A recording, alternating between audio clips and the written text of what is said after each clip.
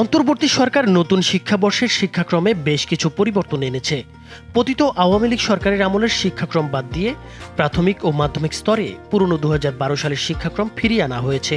এবারের পাঠ্য বইয়ে আমাদের জাতির পিতা নামক আগের অধ্যায়টি বাদ দিয়ে যুক্ত করা হয়েছে আমাদের চার নেতা নামের নতুন অধ্যায়।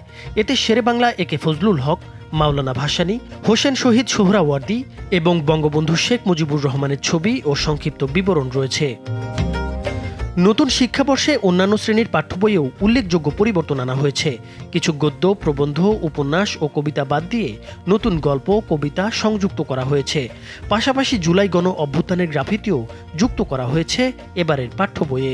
জাতীয় শিক্ষাক্রম ও পাঠ্যপুস্তক বোর্ডের চেয়ারম্যান জানিয়েছেন, এবার পাঠ্য বইয়ে মুক্তিযুদ্ধে অবহেলিত নায়কদের গুরুত্ব দেওয়া হয়েছে, পরিহার করা হয়েছে অতিবন্দনা।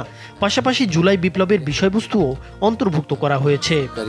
নতুন পাঠ্য বইয়ে স্বাধীনতার ঘোষণা এবং মুক্তিযুদ্ধের ইতিহাস সম্পর্কিত বিষয়েও আনা হয়েছে পরিবর্তন।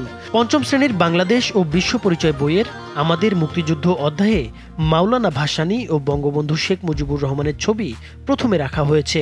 এরপর রয়েছে সৈয়দ নজরুল ইসলাম, তাজউদ্দিন আহমদ, ক্যাপ্টেন মনসুর আলী ও কামরুজ্জামানের ছবি। পুরনো বইয়ে এখানে বঙ্গবন্ধু ও জাতীয় চার নেতার ছবি ছিল।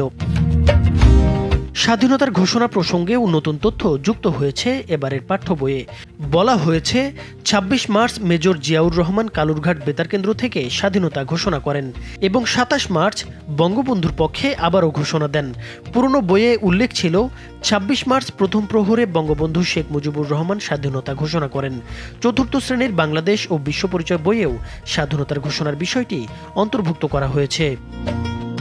পঞ্চম শ্রেণীর আমার বাংলা বইয়ে আমরা তোমাদের ভুলব না শীর্ষক প্রবন্ধে আজ থেকে প্রায় ২০০ বছর আগের ইংরেজদের বিরুদ্ধে যুদ্ধ করতে গিয়ে শহীদ মীর নিসার আলী তিতুমীর থেকে শুরু করে এবছরের জুলাই গণ অভ্যুত্থান পর্যন্ত বিভিন্ন পর্যায়ে শহীদদের স্মরণ করা হয়েছে। জুলাই গণ অভ্যুত্থানের শহীদ আবু সাঈদ ও মীর মাহফুজুর রহমান মুগ্ধের ছবিও যুক্ত করা হয়েছে।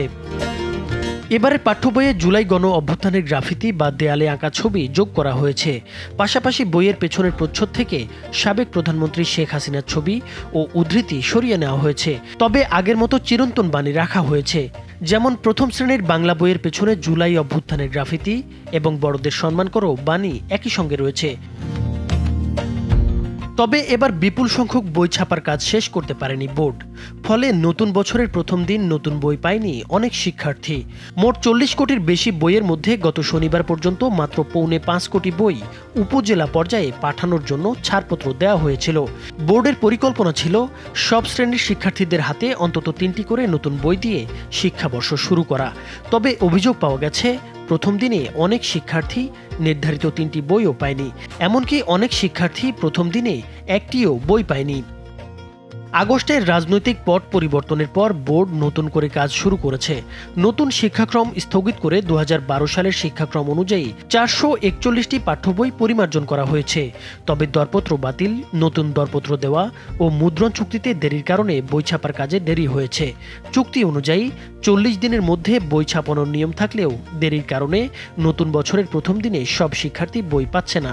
বোর্ড চেয়ারম্যান জানিয়েছেন, যদি কাগজের সংকট না হয় তাহলে আগামী ২০ জানুয়ারির মধ্যে সব বই বিতরণ সম্পন্ন হয়ে যাবে। নতুন শিক্ষাবর্ষে ৪ কোটির মতো শিক্ষার্থীর জন্য প্রাথমিক ও মাধ্যমিক স্তরে ৪০ কোটির বেশি বই ছাপানোর কাজ চলছে। নাইমুর হোসেন, মাছরাঙা টেলিভিশন।